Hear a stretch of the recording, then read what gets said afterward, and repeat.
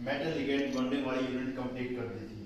आज इसके बाद हो सके तो गाइस मैं आप कहना चाहता हूँ ये लास्ट यूनिट अपनी पूरी करवा के जाऊंगा। मैं इतने लेक्चर ही अपने क्या करोगे डिजर्व हो पाएंगे। फिर इंपॉर्टेंट क्वेश्चन भी करवा दूंगा, लेकिन गाइस जो टाइम टेबल है वो आ गया है।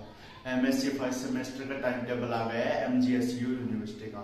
26 से 6 अप्रैल तक आपके 4 पेपर होंगे, जिसमें क्या करना होगा अपने को 4 पेपर में first paper inorganic chemistry, second organic, third paper physical, चौथा एनालिटिकल केमिस्ट्री।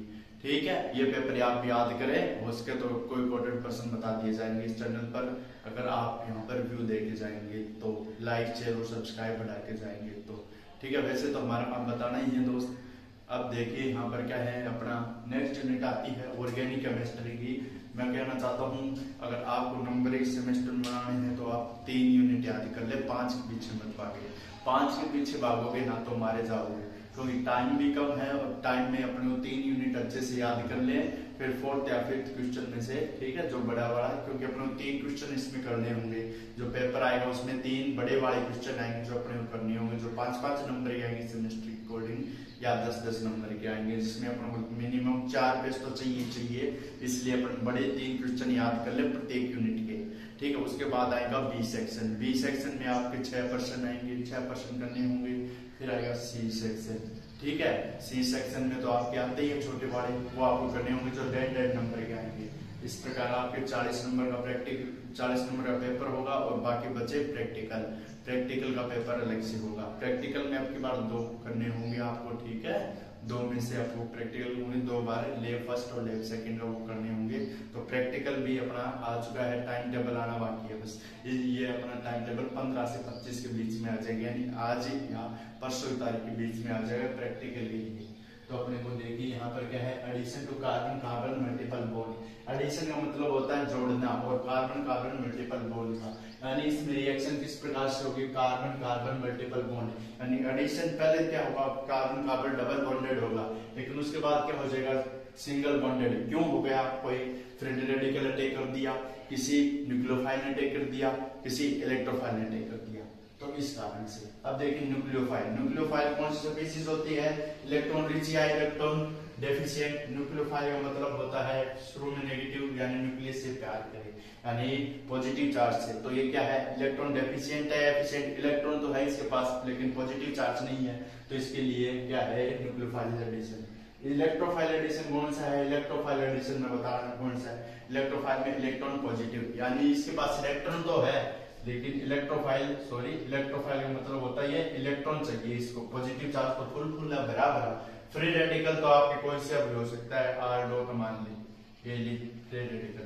अब सबसे पहले कैरेक्टरिस्टिक रिएक्शन इसमें आएगी और इसमें अनसिमेट्रिकल एल्केन ली जाएगी। क्यों लेंगे सर, क्योंकि इसकी रेजियो सिलेक्टिविटी अपने को देखनी होगी।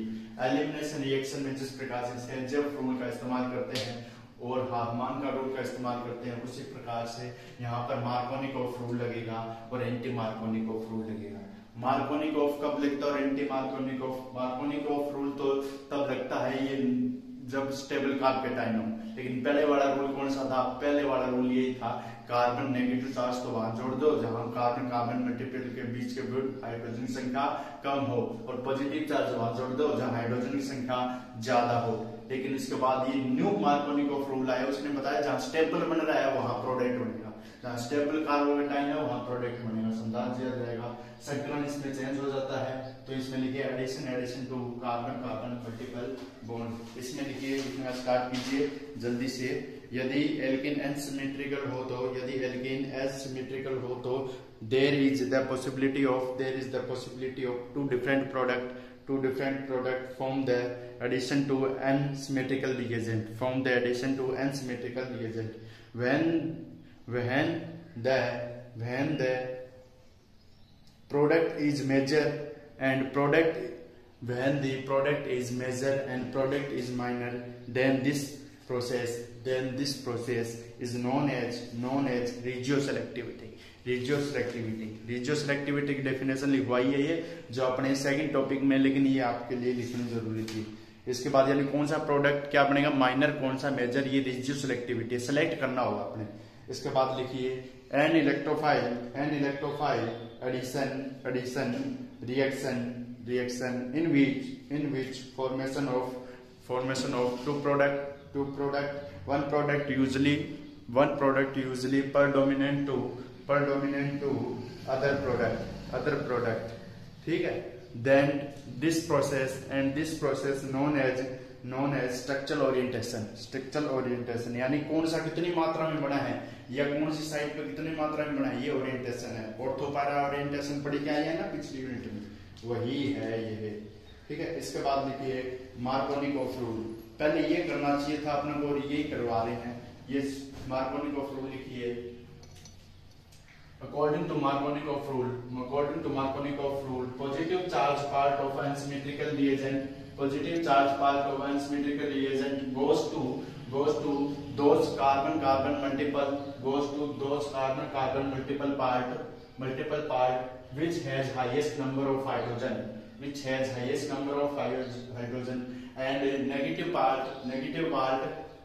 goes to those carbon multiple which has lowest number of hydrogen, ये पहले अपने इससे स्टार्ट किया ताकि अपनों को पता चले अड़ेंगा क्या है, मतलब क्या मामला है। उसके बाद अपन को इसमें पी ब्लॉक की होते हैं वैकेंट डी ऑर्बिटल, वो अपने रिएक्शन पढ़ेंगे, इसका इंट्रोडक्शन देंगे बाद में, क्योंकि ये जो रिएक्शन होगी वो क्या होगी, पी कॉम्प्लेक्स बन के होगी, sp2 sp3 हाइब्रिडाइज आएगा। तो पहले इसका मैं क्या करा देता हूँ, एग्जाम्पल करा देता हूँ। तो देख लीजिए, एग्जाम्पल देख लीजिए, एग्जाम्पल बता देते हैं आपको। जैसे आपके पास है CH3 CH2 CH3 double bond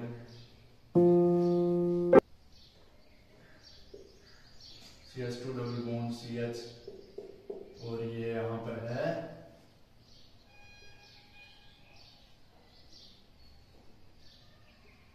CH3।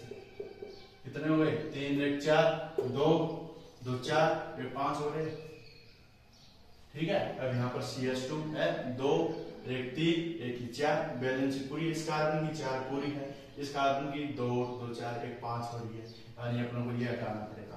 अब देख 2 3 4 पूरी है, ठीक है। अपने पास क्या है, ब्यूटीन, ठीक है। ये क्या है, ब्यूटीन। ये 2 2 4 1 5, तो इसकी भी क्या करनी पड़ेगी, 2 है इसके हाइड्रोजन, एक ये 3 है वैलेंसी, 2 2 4 हो गई, इसके पास है हाइड्रोजन, अपन क्या करना पड़ेगा, इस प्रकार से करना पड़ेगा। अब की बार ठीक है, 2 2 4 हो गई, इसकी भी 4 वैलेंसी हो गई, इसके पास भी, अब की बार ठीक है। इसमें अपन को क्या करना है, ठीक है। अगर अदर एग्जांपल ले लेते हैं, क्योंकि इसमें क्या नहीं है, हाइड्रोजन नहीं है, दूसरा एग्जांपल ले लेते हैं, CH2, ठीक है, CH3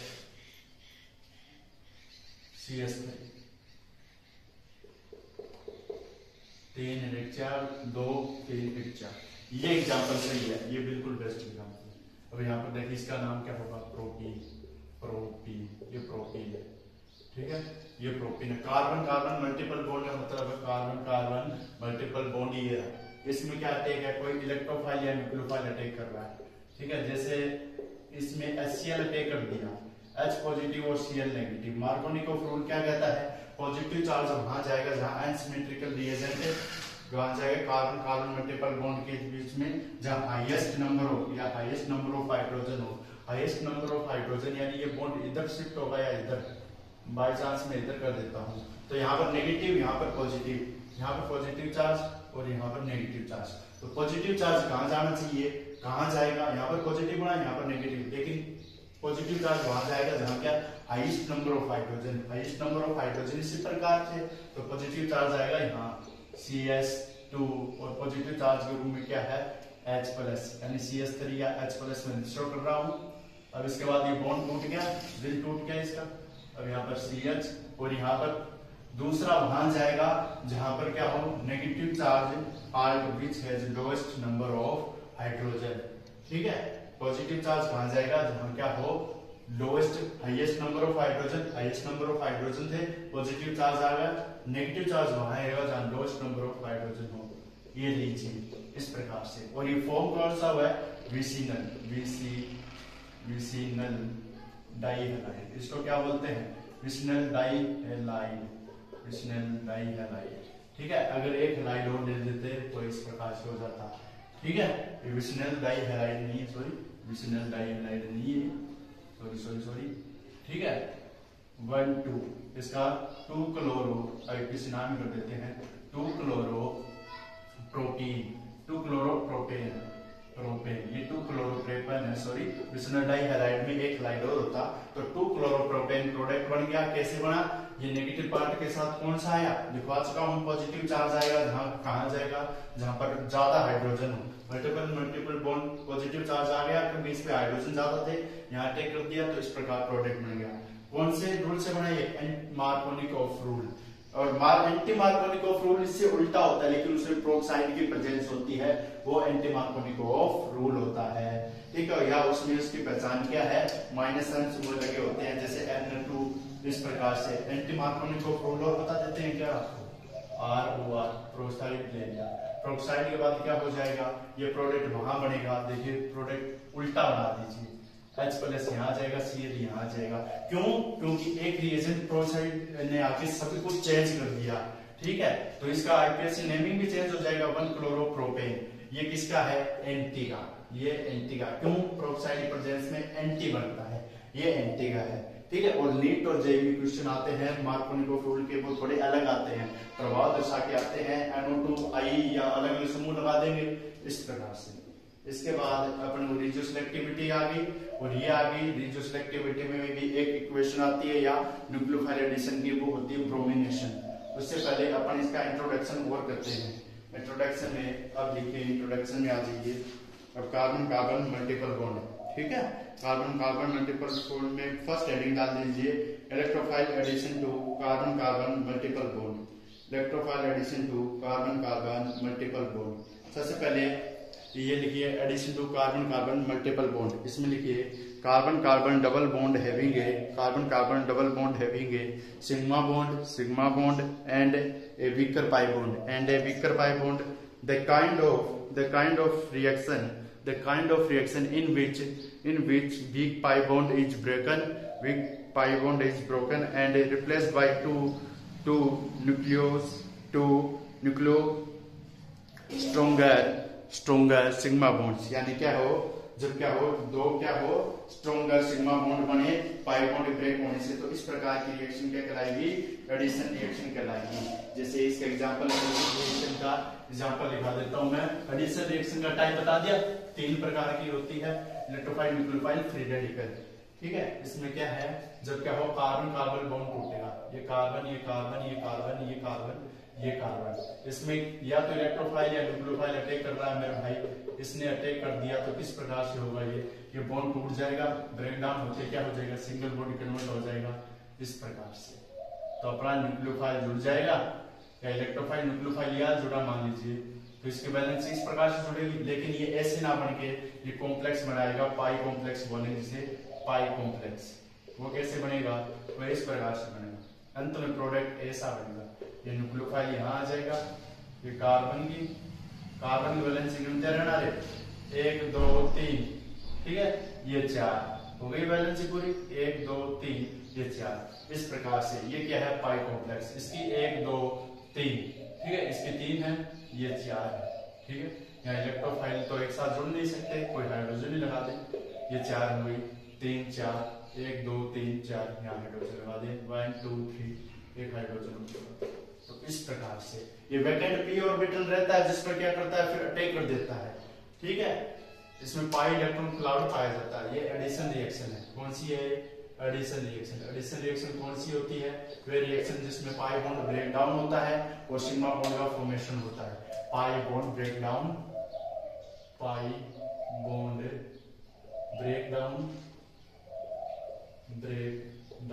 सिग्मा बॉन्ड